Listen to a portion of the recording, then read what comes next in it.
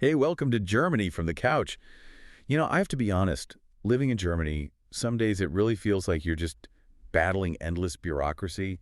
It can be so exhausting. The paperwork lake. Exactly. But there is one thing, just one major thing, that makes me genuinely grateful to be here. And what's that? It's product safety.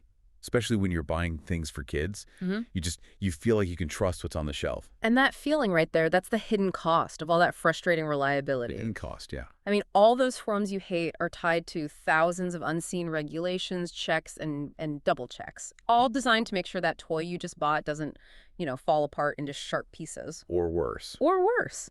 So our mission today is really to unpack why Europe, and Germany in particular, has this reputation for safety. We'll look at their rule books and compare them to global norms, especially in the US. Okay, let's unpack this. Well, And let's start exactly where that trust matters most. I'm talking about products coming from these new, massive global retailers. I saw the EU is pushing for even stricter standards for children's toys because the danger now is way beyond just physical hazards. It's down to the actual chemistry. Exactly. The focus has sharpened so much. The core law here is the EU Toy Safety Directive, the TSD. Right. And it is incredibly rigorous. It puts the full burden of proof on the manufacturer, not the government, to get that little CE mark on a product. The one you see everywhere. That one. The maker has to create a huge, comprehensive technical file. That sounds very German. But what's in this file that actually makes a difference? I mean, beyond just being more paperwork. It's the depth of it. That file has to include a full safety assessment. It analyzes every potential chemical, physical, and mechanical hazard you can think of. Okay. But the chemical part is crucial. They have to analyze the possibility of any restricted substances, and they focus really heavily on what they call CMR substances. CMR. What does that stand for? It stands for carcinogenic, mutagenic, or toxic for reproduction. So cancer-causing, gene mutating, all the really scary stuff. Yeah. The really scary stuff. The TSD doesn't just ask if a toy passes a simple lead test. It demands the manufacturer prove from the very design stage that no prohibited CMRs are in their supply chain. And that's the real philosophical difference, isn't it? If you look across the pond, U.S. law, I think it's the Consumer Product Safety Improvement Act. Right. It sets strict limits, like 100 parts per million for lead, which is good, but it feels more like a reactive test on the finished product. Precisely. The U.S. often uses a benchmark test for specific known toxins. The EU approach, with that technical file, forces a risk analysis for a huge array of hazards before it's even made. So you have to prove it's safe from the start. You have to prove the material is safe based on its chemistry, not just that it passed a few specific tests at the end. And now this whole system is being challenged by, by the explosion of platforms like Temu and Shein. They're just flooding the market. A huge challenge. Untraceable, cheap goods. So if this system relies on the manufacturer creating this big, honest technical file, what happens when the platforms are known for, let's be honest, questionable quality? Well, that's where the anxiety comes from. And it's not just regulators who are worried. German consumers are too.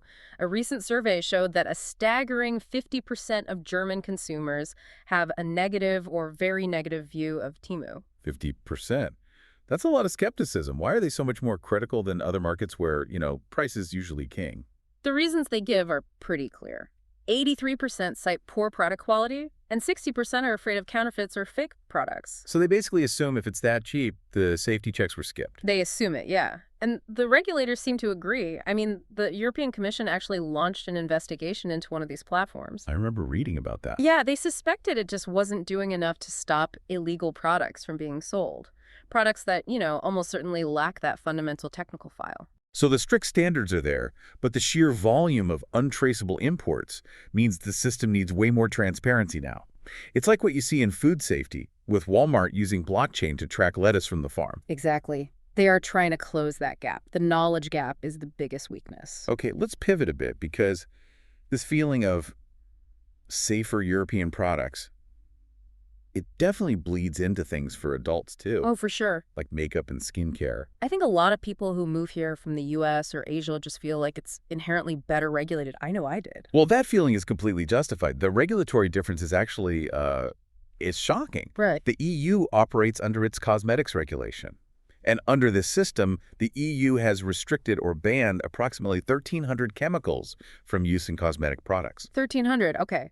So what's the comparison point? You contrast that with the United States, which That- has restricted a grand total of 11. Wait, say that again? 1,300 versus 11.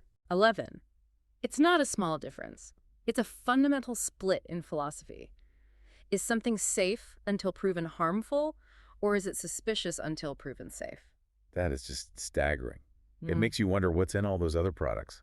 Well, the most controversial substances really highlight the gap. I'm talking about forever chemicals, or PFAS. Right, the ones that never break down in your body Yep. or the environment. Exactly. They're persistent, they accumulate, and they're linked to very serious health issues. Cancer, hormone disruption, you name it. And this is where it gets really interesting because studies have found PFAS in over half of makeup samples they tested. Especially in products advertised as wear-resistant or waterproof. So if they're so dangerous, why haven't other regulators moved faster? A big part of it is the trade secret loophole. A lot of the time, manufacturers don't even have to list PFAS on the label. They can claim it's part of their protected formula. So you can't avoid what you don't know is there. And you can't regulate it easily either. Which brings me back to my own little detective story. I actually compared labels to figure this out for myself. Oh, yeah. What did you find? I took a foundation I bought in Japan and compared it word for word with the exact same one I bought here in Germany at Douglas. The German version had one extra word on the ingredient list, Linalool. Linalool, okay. I thought, great, the EU version has some extra chemical. But it turns out Linalool is just a scent molecule that's naturally in lavender oil. Ah, I see where this is going. Right. In other countries, the manufacturer can just write lavender oil. Right. But the EU regulation is so meticulous that if an essential oil contains any molecule, that might be an allergen, even a tiny trace amount, they have to pull it out and list it separately. That is a perfect illustration of the EU's disclosure standards.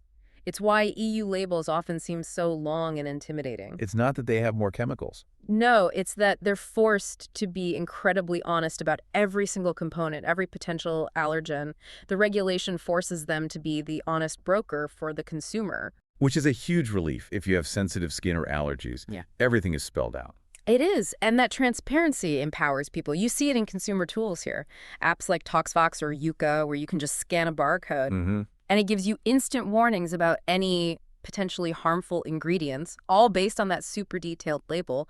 People are actively co-regulating the market. And if we connect this to the bigger picture, all these differences in toys, in cosmetics, it all seems to boil down to one core idea. It does. It all comes back to the European precautionary principle. Can you break that down in, like, non-academic terms? Yeah, it's pretty simple but really powerful. In the EU, the burden of proof is on the company to show something is safe before it hits the market. So, guilty until proven innocent for chemicals. Basically, the principle says, if we have good reason to think something might be harmful, we restrict it until its safety is proven without a doubt. And the contrast in the U.S., for example. The burden often falls on the public or on regulators to prove a chemical is harmful after it's already out there. The starting assumption is that it's safe. And this isn't just about foundation, is it? This affects things we consume every day. Oh, absolutely. Look at atrazine. It's a common herbicide, widely used in the U.S., But not here. banned in Europe since 2003 because of concerns about it polluting the water supply. So the water is cleaner by default. You're protected without even having to think about it. Exactly. Or think about food dyes.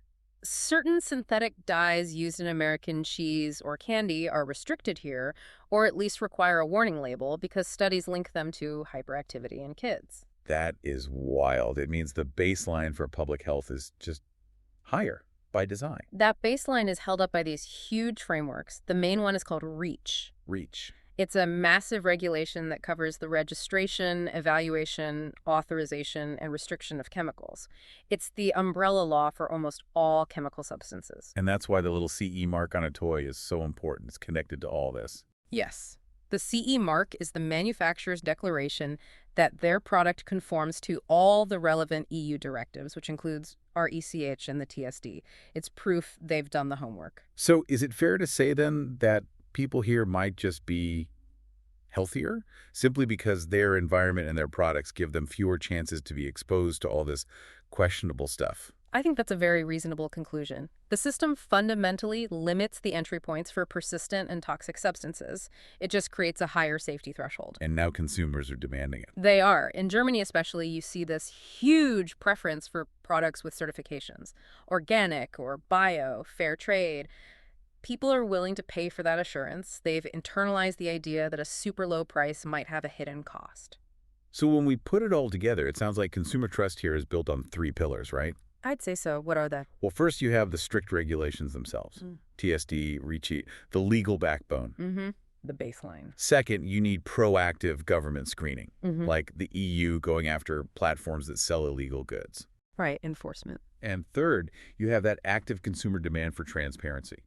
People using the apps, choosing certified products. All three have to work together. It really feels like the final mile for safety isn't just about banning things anymore. It's about making all that information, all the stuff in those technical files, actually accessible to a normal person. That's the ultimate bridge for the trust gap. Information transparency is critical. Which brings us to a final, provocative thought for you to chew on. Given this huge global marketplace, how much is that transparency actually worth to you? When you're choosing between a cheap, non-compliant product and one that's strictly regulated and certified, what's your price for peace of mind? Hashima.